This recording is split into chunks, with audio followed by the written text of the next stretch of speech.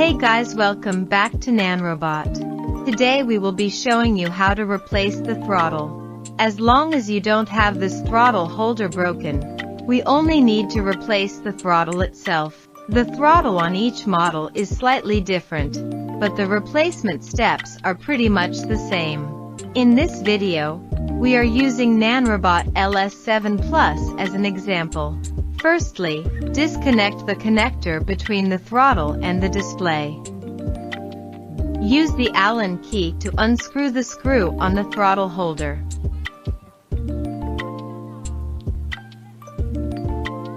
Remove the screws and screw nuts on the back and keep them properly.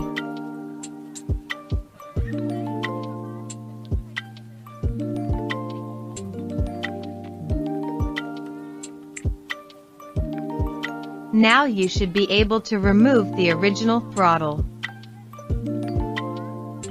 Take a new throttle and place it on the throttle holder.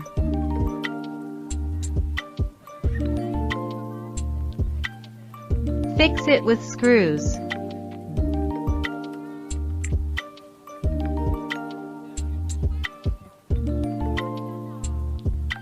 The back looks like this.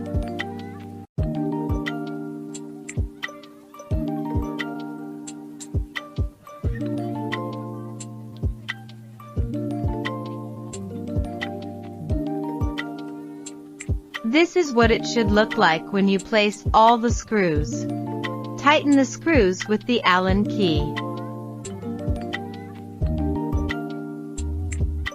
Finally, reconnect the connector between the throttle and the display to complete the installation.